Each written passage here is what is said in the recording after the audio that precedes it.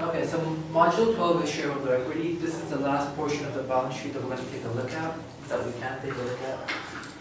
Shareholder equity. It's composed of two parts. Shareholder equity is everything the owners of the company own in the company. So, by following that equation, assets are equal to liabilities plus shareholder equity. If we move the liabilities to the other side, it'll be assets minus liabilities should equal shareholder equity.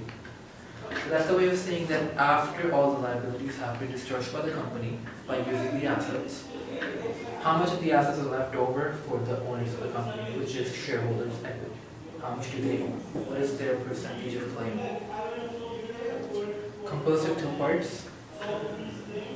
Number one is common shares, preferred shares. This is also called capital contribution in a sole proprietor or partnership. Either way, it's the same account, just different name.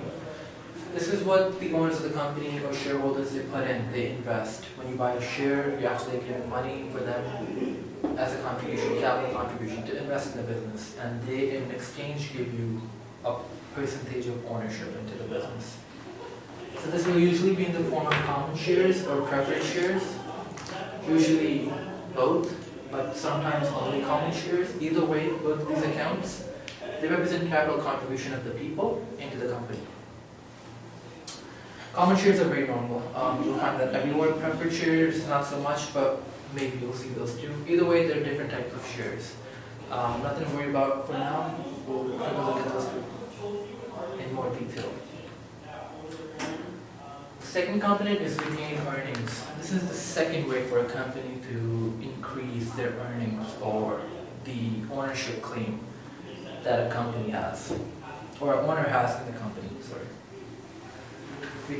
Okay, the second component of shareholder equity is retained earnings. This deals with the company earns, with what the company earns over years in net income. After you prepare the income statement, you get a net income. All the net income is added on to the retained earnings over the years as you earn more and more. So that's the second component of what the owners own in the company. They own their own stake that they put in, which is a capital contribution, and what the company earned, they own a significant percentage of that. Now, everything that a company earns in net income, not all of that is included in retained earnings. Some of that is paid out as dividends. And whatever is left over, the company keeps it back in retained earnings to be reinvested in capital assets so they can grow even faster. But those are the two components. Now, common and preferred shares, they're just different classes of shares. A company will wish to achieve separate goals or different goals by offering more classes of shares. For example, some people might just be in the company to have a strategic control, to have ownership. So they don't really care if they're paid a dividend or not. They just have common shares. They want voting rights of the board of directors. They want to be a majority shareholder. So they're in for the strategic control. They'll prefer common shares or class of common shares. But some people are just investing to get a return or some monthly income or yearly dividend from the company. They're just in it for the money. They'll prefer preferred shares. Preferred shares are called preferred shares because they have a priority in payment of dividends. The company cannot pay common shareholders a dividend until they've paid preferred shareholders a dividend. And whatever their rate is, it's already assigned. They will have an annual rate at which the dividends will be paid. So just different classes. They're both ownership stock, but for different purposes. So similarly, preferred shares will not have voting rights to the board of directors, even though they have a dividend priority over common shares.